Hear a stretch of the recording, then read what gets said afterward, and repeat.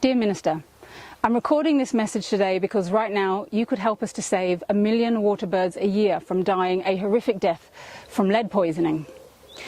Now in 2016 I became known as the Human Swan for flying the migration route with the Buick swans all the way from the Russian Arctic across Europe to the UK to try and find out why so many birds are dying along the way.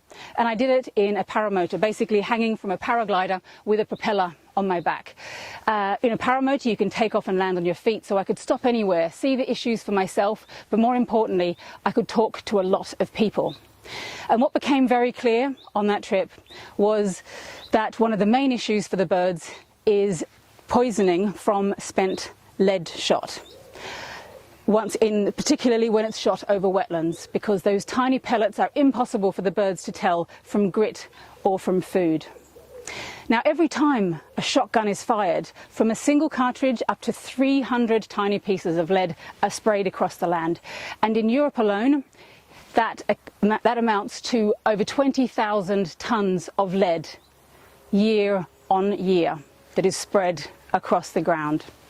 This is clearly a really big issue, particularly because it's left where birds are feeding. Now it's obvious that once the pellets enter waterways, the lead can then be absorbed into the water and then into the plants, and that can also be eaten by other animals. Now I will never forget the first autopsy of a lead-poisoned swan that I witnessed. The bird's entire throat was choked with food because the lead poisoning had paralysed its gut and it could no longer swallow. And the front leading edge of its wings, rather than being white, were open bloody wounds because the bird had been trying to drag itself along the ground. The lead poisoning had completely paralysed its legs. And when we opened up the bird, inside its stomach or gizzard, as we'd expected, along with the grit, there were 21 lead pellets that had been ground down. Now inside a bird's stomach, it's muscular with hard plates that grind the food down. They grind down the lead, and which is highly toxic, and it gets absorbed into the blood. And it can affect then the entire nervous system of the bird, but also all of the major organ systems of the body. That same poisoning, we now know, can also happen to people that are eating birds and other game that's shot with lead. Obviously humans can pull out the main pellets, but what they can't pull out are the tiny fragments that break off from the lead and are spread throughout the meat, and they can be eaten. And we now know that this in children causes development problems. It can affect IQ, it can lead to chronic kidney disease, heart problems, but also likely other diseases such as cancer. And now even some major supermarkets have realised the problem and have stopped selling any game meat that's been shot with lead, because they too have realised that they could be inadvertently also poisoning their customers. But this is where you could come in and help stop all of this. Scientists from right across Europe have now recommended a ban on the use of lead in ammunition for obvious reasons.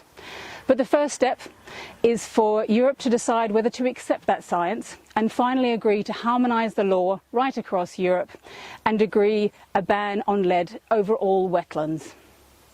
Now it's time for every country to step up. I'm asking you to please use your country's vote on the REACH committee to finally end the use of lead over wetlands. Now your vote could be critical. Even abstaining in this could mean the proposal fails. Supporting it, however, could end the suffering and death of millions of waterbirds. It would remove a toxin from our environment, which would help benefit everybody. And it could also reduce the number of people that are inadvertently eating lead as well. We've removed lead from paint, we've removed it from pipes, and we've removed it from fuel. It's now time to remove it from lead ammunition as well. And just to be very clear, this most certainly is not an attack on hunting. I have spoken to hundreds of hunters all along my journey, but also since then, and I'm yet to meet one who has seen a bird die from lead poisoning and has understood the scale of this issue and would want that to continue. So, the risks are really high, the suffering is great, and the answer is really simple. Right now, at a time when we've all understood more than ever before the really close connection between the health of our environment, the health of wildlife, and the health of people, this is a time when you can really make a difference.